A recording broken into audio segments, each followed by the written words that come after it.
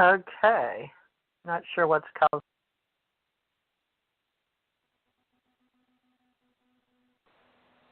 All right. Let me see. Ken Johnston. Yes. Can you hear me now? Loud and clear. Okay. We've been getting the UFO sound. Did you hear a UFO sound? Our submarine sound? Some alien, deep submarines. You got it. That's what I heard. That happened last night. So welcome, everybody. This is your Allied Command, Commander Johnston, speaking with Teresa J. Morris for UFO Secret Space Command tonight. And I'm really happy to be here. And we're going to talk. I put Commander Garrett, but I may have to change that. So, Ken, as far as you know, Don's not going to show up tonight, or you don't know? I'm about 98% sure he will not be on tonight. All right. Well, I'm going to take mine and his name out. We're just going to talk with Commander Johnston is what we're calling him, and his name is Ralph Kennedy Johnston Sr., so we're going to do a thorough background check on him. Actually, we've known him for many years.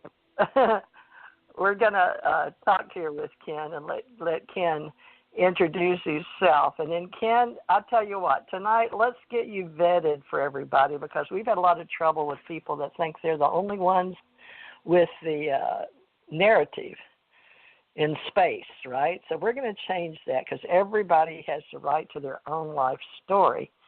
And that's what our group is going to be about. So you and I have had some talks, and we've had some controversy over people in social media, and you and I are holding our own now. So let's get you introduced. Why don't you introduce yourself and tell people about yourself? I'll put some pictures up there they can go and look at, but go ahead and you tell people who you are and everything you've done in life. Let's start there.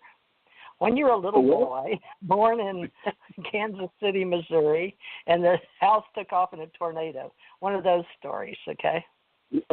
Okay. Well, I think the best way to do it is jump all the way back to me, because I've been a living cell for at least 77 years Earth time. So if you go back to 1942, that was when I was officially born, and I was born to Captain Abraham Russell Johnston, Sr., and my mother, Janice Roberta White Johnston. And fortunately, at the time, was at Fort Sam Houston, San Antonio, when Eisenhower, Colonel, he was full bird colonel at the time, and he became, of course, the commanding general over all the Pacific fleets and everything else during World War II. But one of the interesting things, the early part of my life, when my mother and father used to play bridge with Mamie and Ike Eisenhower, and it was probably Christmas Eve, since they had to maintain the base there at Fort Sam Houston while everybody else went on Christmas break. Mother says, okay, I'm going to go and get some coffee for everybody. And Ike says, here, I'll hold him. And at the time, I was only 2 months old. And so he took me. And Mother comes back in with coffee cups and coffee and looking, and Ike Eisenhower's holding me off at arm distance. He says, here, take him. I think he sprung a leak. And for those of you who don't understand, we didn't have Pampers back in those days, good old cloth diapers. And so I have the privilege of admitting that I actually went on a future president of the United States. So from back then, I went on off and became, we'll skip up, the Panhandle of Texas. Mother was married to a T.C. Ray, and the family after the Korean War. And my father, though, was killed during World War II as a bomber pilot. So then she remarried and wound up in Texas, a little town called Hart, H-A-R-T, Texas, 560 people. And that counted all of the farmers around in the surrounding area. And this allowed me to learn how to farm and everything else. I never really enjoyed it. My older brother, A.R. Johnston, and Jimmy, I was the baby of the family, they loved it. You know, that was the kind of things they liked. They both had brown hair and brown eyes, and I have blonde hair and blue eyes. Go figure that one out. So I wound up going off to military academy at the Oklahoma Military Academy, and graduated from high school, was in junior college there. And my best friend comes in the dorm. During the summer, we were going to Oklahoma State University, and he comes in and he says, well, Ken, I joined the Marine Corps. And in my brilliance, I said, the hell you have? You can't go without me. So I go down the next day and enlist. And we go from being captains in advanced ROTC to Marine Corps buck privates at San Diego. Well, we had qualified for advanced electronic training And fortunately, because that was right at the same time they shipped the whole first bunch out to Vietnam. And so we finished up the electronic training, went back to El Toro, and then I was picked up to go to Pensacola, Florida to become an officer and a pilot. That's where I got my pilot training, was at Pensacola. And by the time I finished up all the flight training, my first 4 years of service was coming to an end, and they won't send you overseas if you have less than a year of service left. And so they were trying to get me to re-enlist, and I looked and decided, I don't think I need to re-enlist just to go over and be in the war. So I took my leave, and I went back. And so here I had, as a pilot, and I had avionics training and all. And at the time, we were building up the engineering groups and things for the Apollo program.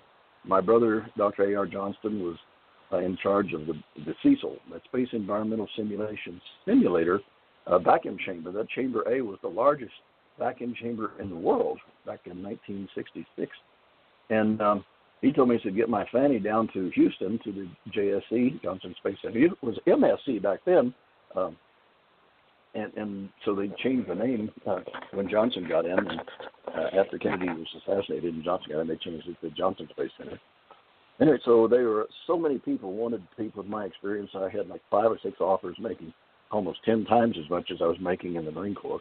But I chose to go with the Grumman Corporation that was building the lunar module. And my job was the same. There were 4 of us that were classified as what they call civilian astronaut consultant pilots. And I have to tell people whenever they go in, they say, "Oh, you were an astronaut." I was a civilian astronaut that we did at the vacuum chambers, but I never made it into space because I wasn't a NASA astronaut. Anyway, so we went to work there. We tested all the way through. I got to know a lot of the original first 7 astronauts during some of the social meetings we had, as well as Dr. Werner von Braun from the German paperclip and several of those. So my history goes back quite a ways and some of the secrets of the space program. And once we finished the Apollo 11, 12, 13, and 14, I left the Lunar Receiving Laboratory and went on over to ILC and helped in developing the space shuttle spacesuits and tested those out. In fact, we'll get into that later.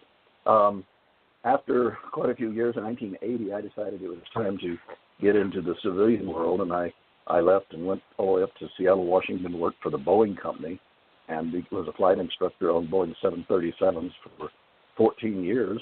I took an early retirement from Boeing and came to Houston. Came down here to Albuquerque, down to a little town called Belen, Belen, which was actually became a little German colony down here. And by moving down here, it allowed me to get settled in and into a little bit of a retirement and start, handling things. And we started raising little miniature horses. So my wife and I have about 14 little miniature horses that it's her thing. She loves that. So she would go to horse shows and things and nationals and things, and some of her horses have been national champions and all. So it came time, people were asking me questions about, well, what did you guys find on the moon and what were you involved in? And I had saved an archive of 8x10 pictures and negatives and positive transparencies and some movies. Every time, when I was the director of the Data and Photo Control Department, when we had scientists from around the world that would come want to have the specific pictures of their sample they were going to work on from the moon, and they would want to have the best pictures and the best, as good of photographed pictures that we could of their samples on the surface, and then tell them exactly where it was. So that was my job. So when I would order pictures for them, I would order one and keep it on file. And it wasn't after Apollo 14 I was given directions to get rid of all of the extras. Now we had 5 sets of all of the pictures and things in my office. And I argued with them. I said, well, we ought to send them to the universities, and that the universities that have science departments have a good set. And I was argued for a good 15 minutes with my supervisor. And I told him I couldn't. He finally said, I don't care what you do, just get rid of all but one set. And I took that as a direction, so I did exactly what he said. I put 3 sets in the Dempsey dumpster, which, by the way, one of the people has found a bunch of those and saved them and come forward with those. I put 3 sets into the Dempsey dumpsters. I took one set to keep on file for my office for visiting scientists, and the other one I put into a duffel bag, and I took it home. After all, I was told, whatever you do, just get rid of all but one set, and I did that. Well, some 25 years, 30 years later, 25 years later, that would have been, whenever it was 1998, and a man by the name of Richard C. Hoagland had been talking on radio and all saying, there are people out there that have information, that have pictures about the moon. They need to come forward and let us all know what was really found on the moon. So I came forward, and I told him that I had this, and I met him in Seattle, and he and his team was.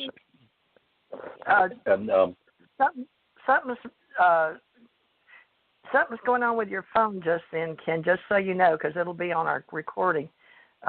Really? I don't know what touched it. Yeah, something touched the phone. All right. Well, will you repeat that? Yeah, I put it on there. About 1998, I was a flight instructor there, and one of my buddies called me and says, you need to tune in the radio to Richard C. Hoagland, and he's talking about asking people that have any information about bases on the moon and stuff. They need to come forward while it's safe, because we had some stories of certain people that had kept their mouths shut and they started to talk, and they wound up having auto accidents and different things. And I'm not saying that anything was planned like that, but it makes you kind of think twice. And Mr. Hoagland, when I contacted him and told him what I have, and he was at a conference in Seattle, and I was just outside in Tacoma, the little town there. And I made arrangements to come down to his meeting, and I came in and introduced myself, and he came to my home with 3 other people, and we went through my archive, and they were just unbelievable. They were saying that they've seen this picture before, but they'd been doctored, or they had made changes to the picture so they didn't show what was on the surface, etc. So that was the start of the story of Ken's archive. Now, Mr. Hoagland then did a brilliant thing. He said, we need to get you so public that if anything happened to you, then there would be an investigation, and we don't want that to happen. So he took me to Washington, D.C., to the National Press Club and the International Press Club, and I came forward with the stories about how I wound up with this archive and where the pictures were and how they were in the banks and the safes, and to protect everything. And that was the beginning of my protection. And it's interesting, though, that I have had people in black hats, or whatever you want to call them, show up and try to intimidate me. Or now that we've got computers and internets, I've had them come out and claim that I didn't know this or didn't know that, and that I was a liar. I was in India 3 years ago, and I was in the middle of the night. They had security came over and took me out and said that they were contacted, that someone called me over in Assam, India, and said that I wasn't who I said I was, that I was just there to lie and try to steal money from them. No. And I said, let me guess. I bet that's Richard Hoagland. And they said, how did you know that? I said, well, because he does that periodically. He goes after me, and then all I have to do is give you the documents and the records and the proof of who I am. And that's exactly what I did. And the guy said, oh, wow, that's right. Okay, well, we'll clear this up this morning. Well, this was 1 o'clock in the morning. At 7 o'clock, they had a vehicle come up to pick me up and my escort. We went down the hill, 2.5 hours to get down from the hill, get over to where the airport was, on dirt roads, and we stopped at a T-intersection dirt roads. My security got out, and the assistant director of the Science Department of India got in, and they drove to the airport. They got out and had put me in a holding room. She got the chief of security for the airport, and they came in and gave me a ticket to leave Assam and go to the capital of India. And they told me to leave